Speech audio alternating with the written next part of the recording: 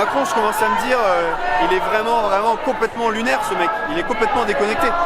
Donc je sais pas quoi espérer de ça, de cette caste-là, pas grand-chose, franchement.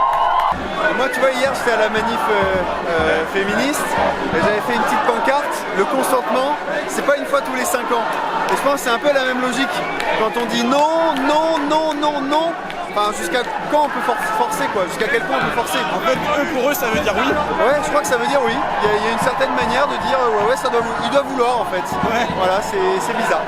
Moi, ça me fait un peu mal, tu vois. Et puis, des fois, on se prend des trucs dans la gueule, comme Macron qui va faire le malin en Afrique et qui arrive en face à face à dire à un président d'un pays souverain, de lui dire oui, mais là, vous n'avez pas été capable de faire ci, de faire ça. Enfin, il y a un moment, ce ton paternaliste, il est désespérant, quoi. Surtout quand on voit comment on traite la population ici en France. Exactement, exactement. Et puis eux aussi, ils ont accès à Internet, je pense qu'ils sont capables de... Ouais. En fait, ça montre qu'il y a un décalage total entre la manière que ces gens-là ont de gouverner, parce que là, c'est une caste, on s'en rend compte. Quand un mec comme Dupond-Moretti est encore en place, c'est une caste. Donc à un moment, on se dit, le décalage est tellement énorme qu'effectivement, ils ne nous entendront pas.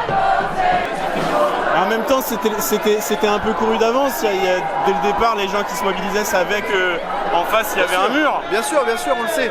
Mais quand ça passe à l'étape supérieure, qu'il y a les menaces de blocage, et qu'on voit que les blocages, ils ont vraiment lieu. La journée de mardi, voilà, on voit les raffineries, on voit les... Ça continue. Moi, je m'accroche à ça pour avoir d'espoir. Mais bon, voilà.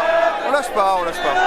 Et du coup, toi, tu penses que la stratégie en face, ça va être de continuer de faire l'autruche un petit peu, entre guillemets, si je peux dire? Je pense.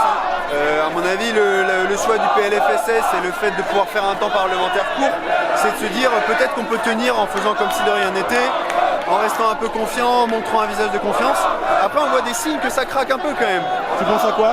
Je pense à, notamment dans les différentes chambres parlementaires, Dupond-Moretti qui fait des doigts, Aurore Berger qui nous fait son cinéma, Dussopt il y a quelques semaines avec son Personne n'a craqué. Voilà, il y a des petits signes de fébrilité quand même. Ouais. Voilà.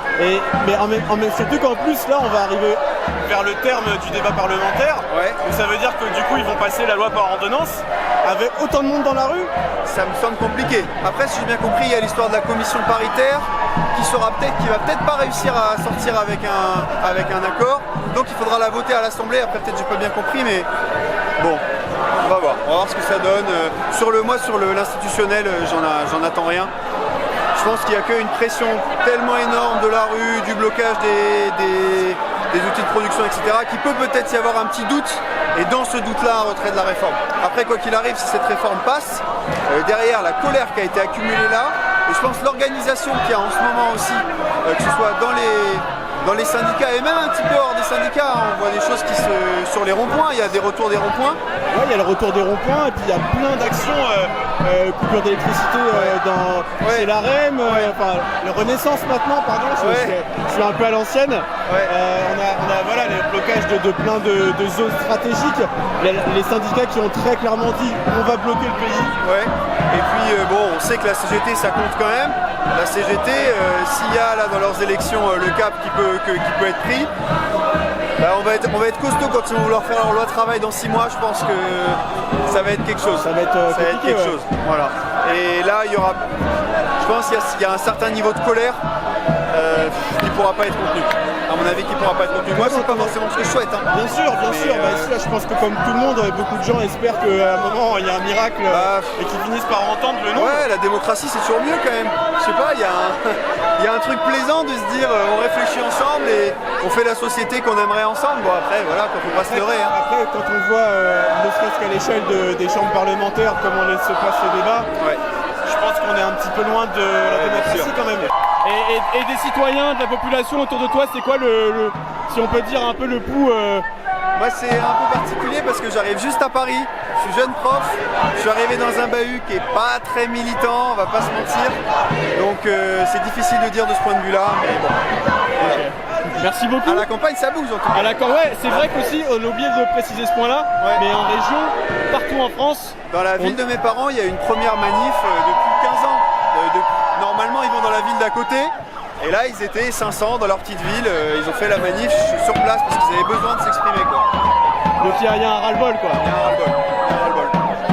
Perso, j'ai une petite baisse de morale là aujourd'hui. Je sais pas pourquoi. Je sais pas, je pense que c'est la manif de mardi, elle était tellement énorme. Il y avait tellement tout ce qu'il faut pour que ça fasse, et puis la journée de mardi. Et puis le fait que le gouvernement fasse complètement semblant que rien ne se soit passé, moi ça m'a mis un petit coup en vrai. Et je pense que c'est la stratégie. Hein. Bah ouais, c'est leur objectif en fait, c'est de laisser croire que parce que même au niveau des médias, on en a très peu parlé. C'était ouais, assez hallucinant. C'était hallucinant, à part BFM qui a fait live pendant 2h30 sur les violences. Et derrière rien, quoi, aucune discussion politique, quoi, aucune discussion de bon maintenant qu'est-ce qu'on fait quand on a un pays qui montre clairement que là on veut pas. Si cette vidéo vous a plu, n'hésitez pas à la partager, à la diffuser massivement autour de vous. Vous êtes sur Civiceo, une chaîne d'information indépendante. Abonnez-vous les amis. À partir de 1 €, vous pouvez nous soutenir sur notre plateforme Utip.